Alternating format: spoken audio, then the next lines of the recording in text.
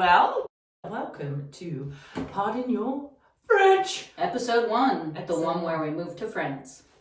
And what happened after? I am Stephanie Lauren, and this is... Vanessa Shernock. Why did we set up a podcast, Vanessa? I don't know, you asked me. I said, okay. Yeah. You were like, this is a great idea. And I was like, if you want. If you want, you're so easy going. Why did we set up the podcast? Because you live an hour away, and we never get to see each other enough, do we? So I was like, how can you trick a friend into spending more time with you? Ask him to go on a podcast with you. It worked. I'm here. here. She's here. So if ever you want to see somebody more, set up a podcast. Yeah. It's a thing to do nowadays. There's like 3 million of them. So, you know, we're in good company. Yeah, we hope if you've stumbled upon ours that we can give you some good advice and perhaps help you learn something. Inspire you, maybe. Inspire you. How did we get here, right now? Yes. What's the backstory behind that? So, Steph, Vanessa. when and why did you move to France? I moved to France permanently on the 9th of December 2020, pre-COVID, and Brexit.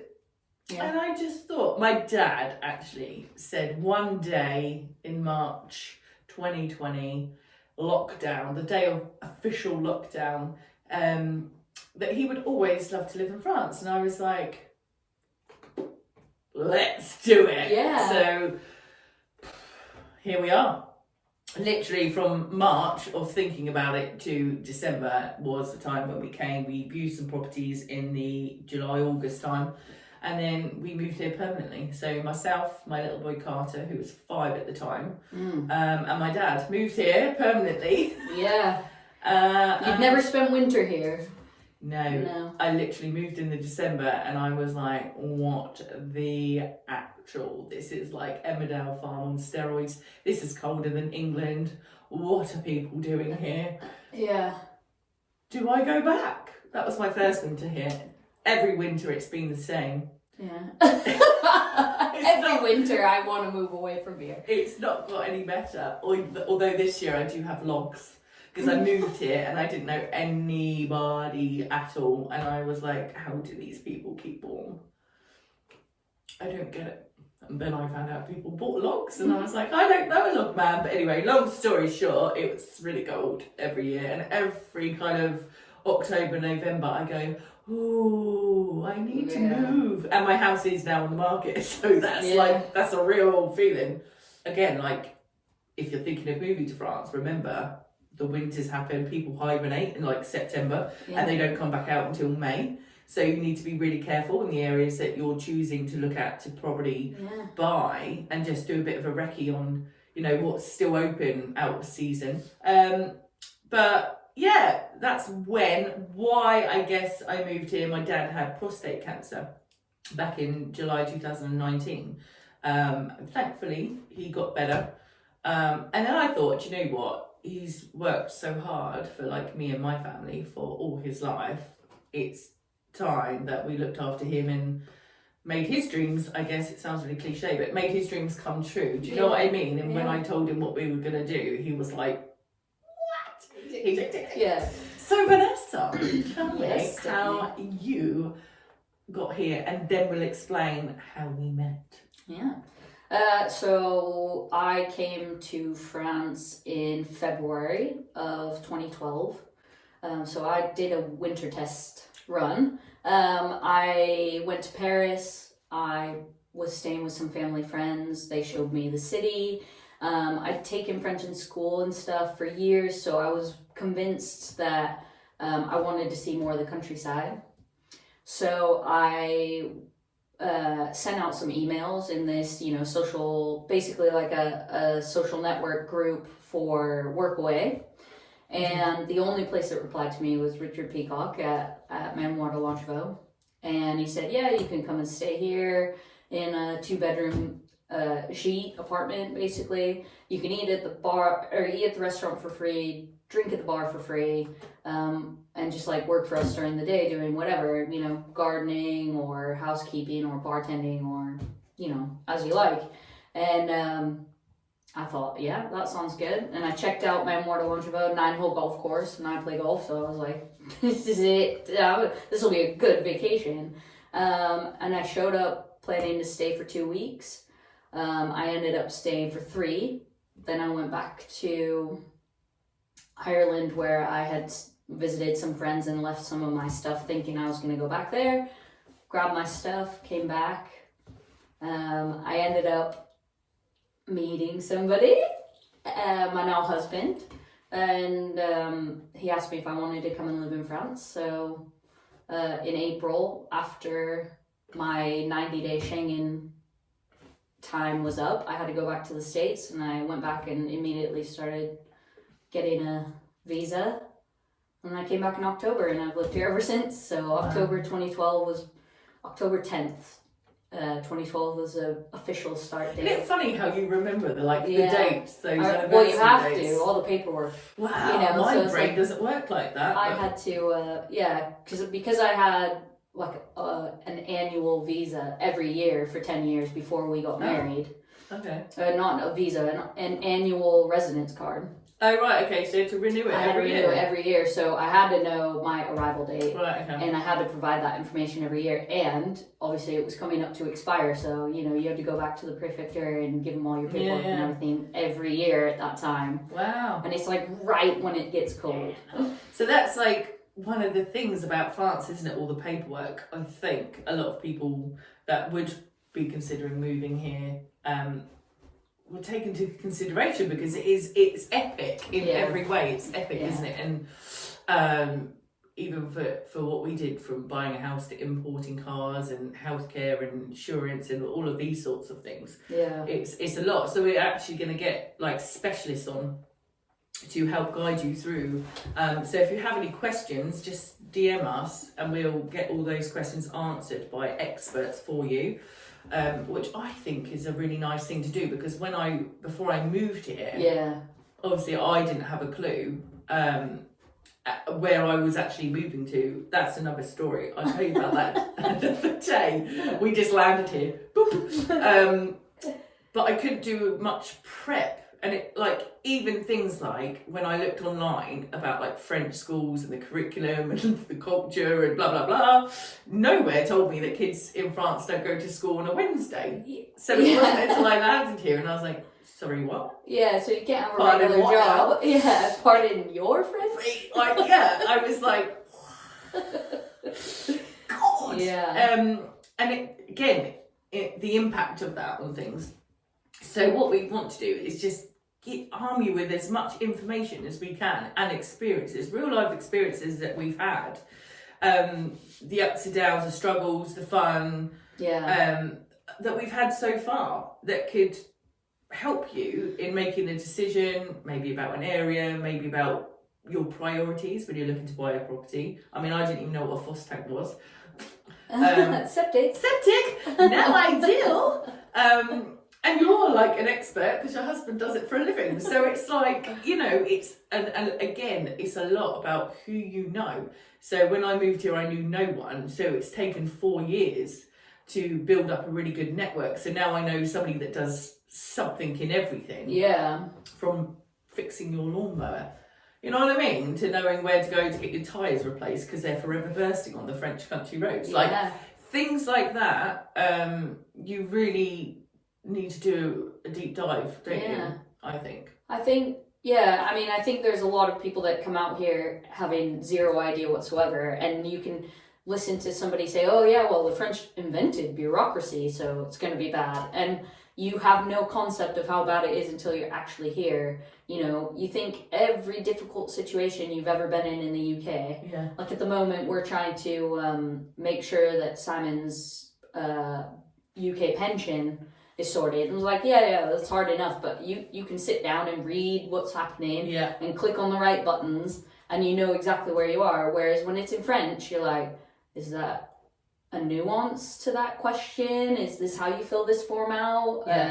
They have this procedural thing, no, you can't, yes, we need all of these papers, but you have to submit those papers all in the exact order that they asked for them and things like that. You can't just send in a stack of papers. No, you have to have a cover letter that says exactly what papers you need, and then each paper below that has to be this. And I think it's like you could have lessons in that alone. Yeah. You before could, you move here. You could have a degree in that stuff. Or you can spend a fortune paying somebody else to do it for you, which is basically what you've done. I literally had to do. Yeah. I literally had to do that. But like, you've been here since 2012. Yeah. But your French is incredibly good. Mine's horrific. I haven't even got pidgin French. So on that note, I want to say, even if you don't know any French, you don't know anyone in France, but you want to move here and that's your dream, you can. It is all possible. Yeah. It is. I never want to deter somebody from making this move. I want to actually inspire people to do things and take the brave pill, I think. Yeah. But we want to help people take the steps, because it's not as overwhelming if you do just a little bit of prep work. If you learn just a little bit about how it works. Like, you know, and when I got here, I didn't know anything. You know, I had taken French in school, so I could tell somebody I didn't speak French in perfect French, and they go, "Oh no, you're fine." Blah, blah, blah, blah, blah, blah. And then I'm like, and so there was like this level of just because you know a little bit of French doesn't mean that you're going to understand how French people and how French culture and society functions. Yeah. And so, you know, every day is still a learning curve. Every day is a school day here. Yeah. From the culture shocks to the French stare to the French stare. The French stare I got shouted at for the first time the other day by a French lady. And it turned out her name was Stephanie. I found out yesterday. I was like, oh! Are you mates now? No. You're like, oh la la. She owns a chateau. Oh. Yeah. She does. It's one of those. But yeah, we're just going to help, I think, provide some valuable insights and information and help you take the path of least resistance. So if you want to come on holiday here or you want to move here, you know. Yeah. I mean, it is our goal to help you not make the same mistakes we made. Because I've made some epic fails. And or laugh with you about the mistakes that we've made that you're probably going to make anyway. Even if we warn you about it, it's like it's going to happen. Yeah, so, some of the pitfalls you've got to go through to get your badge of honour and go, I messed that up, or I've done this. You know, I think it was day 2 of me living here. I was trying to tell a waitress that doesn't need cutlery, don't worry, because he can eat with his feet. Love it. But you thought you were saying fingers. I thought I was saying fingers because it's chicken nuggets and chips, but I was saying, don't worry, I can eat with his feet. And I wondered why I was getting a funny look, and Carter's just going, so Carter will also come on, talk about his life as a child. Moving to France, experiences of school, friendships, community, language, missing his dad in England, and his family back there, I think. Yeah. Because when I was looking to come here, there was nothing about kids talking about moving to France, even though there's millions of expats. Yeah. There was no real life chat from a kid about the realities of how he truly felt, and the experiences Carter's gone through, I think would be a really good insight. And he's actually doing his own documentary. So it's being filmed at the moment. It's called Roots in the Wild. And it's about a little boy that's just been uplifted basically out of his comfort, his country, his language, his circle, and plopped in another country. Not knowing a damn thing. And I guess that survival mode that he went into, now he's thriving. And I always knew he would, but oh my God, the journey and the path to get to that point is something that if you do decide to move here, all kids are going to have to get that wear and tear and that badge. You know, it's explosive and it's rewarding, but Christ, it's like he's found his true grit from doing this journey so far that he would never have got in England. He would never have been faced with language barriers or communication problems or culture shocks if he was still in England. He wouldn't be the boy he is today if he was still there. He would be so much more soft not in personality wise, but Yeah. as in he's braver than any person I've ever met in my life, and he's only 10. Yeah. And I'm like, I cannot wait to see the rest of his journey. So that's being currently filmed.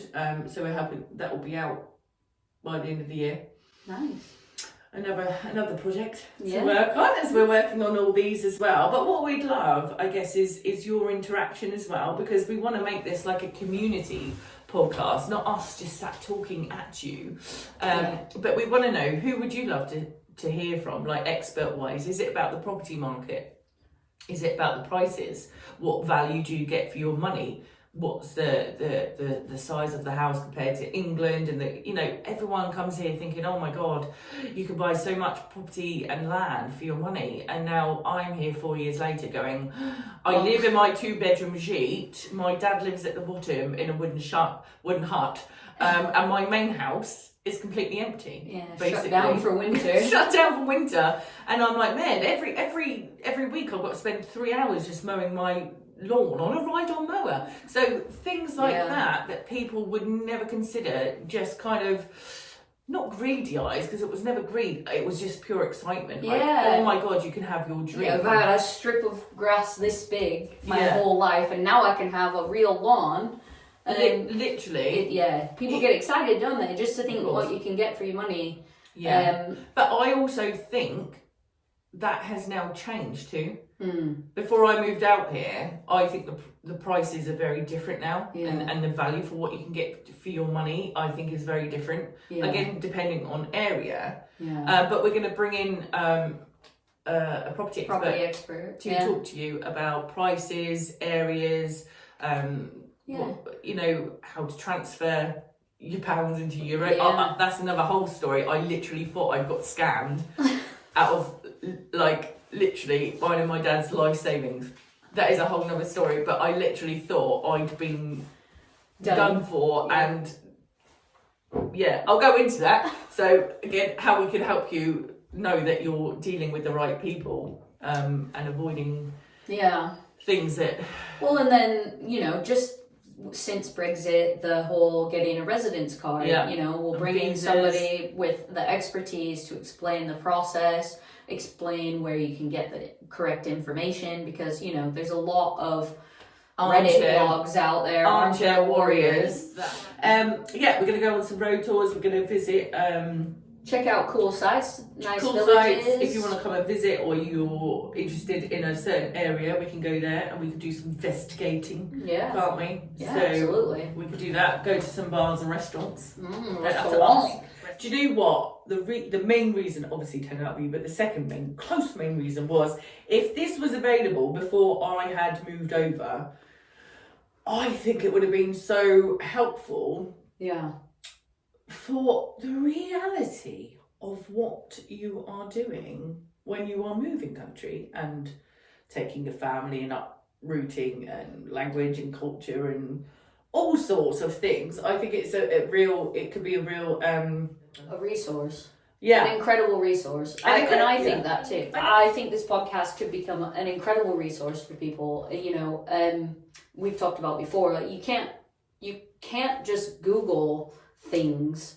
Situations. Even if you just translate from English into French. Yeah. And it doesn't translate straight away and things like that. So you end up in situations where you're like, okay, I need to figure out how to get this paperwork. Yeah. And if you don't know what that is actually called or how to do it, or even the people that could help you do that.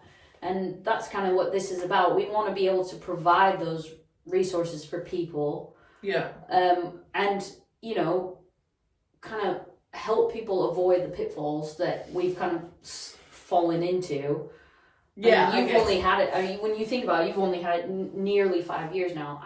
I found my school report from 1998 when I was at Swanmore School, and Madame Clifton was my French teacher, and oh bless her soul, because I doubt she's still with us. I found my school report, so I will bring that in on one of the next episodes and show you that you don't have to be successful in the classroom to live in a foreign country. You could be terrible you at can French fail class. French in every level and still move here and get by and have some fun. So yeah, send us your questions and we'll get back to you. So let's take it back to 2020. I moved here. You've been here since 2012, and we met. I remember this day like it was yesterday, and it makes my heart sing every time I think about it. That we met at a birthday party. It was a wonderful French evening. So you, I think, remember more about it than me in this, like, before you spoke to me. Yeah, I was just sitting at a table with a few of our friends. We were having some drinks and chat, and in walked this incredibly vibrant... 6'10". vibrant, energetic, sort of pink-haired chick That in a snapback. Baseball cap. Yeah. And I was like, she is so How lovely is that? So cool. And you told this story, and I don't remember any of the details of the story. And you were talking about somebody I didn't know about, but something had happened, obviously, to you that day. And I was just listening to how you told the story, and it was just exactly your vibe. Yeah, it was my vibe. Like, I was just like, that girl. You know, sometimes you stumble upon people. And you become friends and blah, blah, blah. This was a situation where I was like, I want to be that girl's friend. And I want her to be my friend. And I think we will be so cool together. I just remember you asking me if I got high or if I'm high. And I was like, no. Yeah, like the energy was very much like, like you're here to party. I think I was eating food. Yeah, we were both eating food. Dancing. Yeah. Washed out. Yeah, pink I mean, hair. Part of it was like we were dancing and like to just like some tunes. No one else was dancing. It was just us like out in the middle of all the people eating food. Like, let's dance. Yeah. And it was like a vibe within a vibe. Yeah, it was a vibe within a vibe. I was just like, do you want to be my friend? And I love it. Yeah. Yeah, I do. I think it was funny because I've never had anybody ask me if I want to be their friend before, and I guess I thought, wow, this is a brave American. Is this like an American? Do American people ask people to be friends? Because English people don't. I don't know. I do. You do. You know, like, I don't know. I haven't been in America for so long. Maybe it's like a cultural thing because I don't know. I think English people will probably go, do you want to go get a coffee or what? Are you free next weekend? Yeah, but I didn't want to hit on you. I wanted you to know that I wanted to be your friend. I don't want to take you out for a drink. And you were like, oh, we have to like hang out. Yeah. And I was like, yeah. And I was like, where do you live? And you're like, in the middle of nowhere out in the Toronto. And I was like, great. That was like an hour away from me. And I was like, but I've just started this job that's like a halfway between the two of us. You should come and work there. And you were like, I don't want to bartend. And I was like, you won't be bartending, don't worry. And I tricked you into it. I turn up and I'm behind the bar. It's okay, I was I'm still forgiving you. I know you haven't. You're like, I'm never taking your advice on jobs again. Job advice from you again. But yeah, we managed to get through it, didn't we? But that's how we became friends. Yeah. And then you asked me to do this podcast. To hang out with you. And I didn't realize how famous you kind of are already. Because you were like, let's do the podcast. And I thought, well, I've done a radio show once. You know. See, I've never done a radio show. Right. Well, I did a radio show for a class in college, right? Sunday morning radio show for the university radio station. So preppy. I'm such a nerd. We had like consistently one listener. And it wasn't even my mother. No, it was like an ex-boyfriend of the other person who was hosting. It's like a stalking thing. Stalking thing, yeah. Oh, no. But so when you said, oh, we'll do this podcast, I thought, sweet. And like even when I posted the publicity for it, I was like, yeah, all 15 people you know have watched your advert and liked it. Like one of my girlfriends was like, yes. And I was like, sweet. And then you sent me through that you've got like thousands of people liking our post. And I was like, oh, this is real. Like, this is real. Like we could actually help people.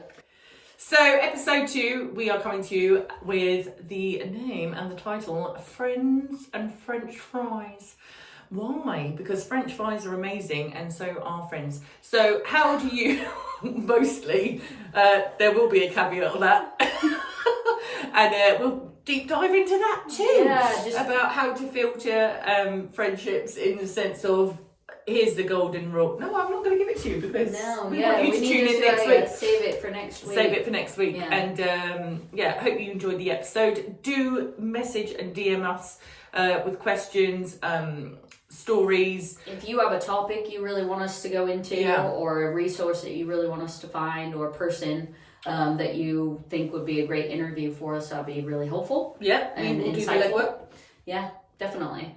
And that's a wrap. Episode 1.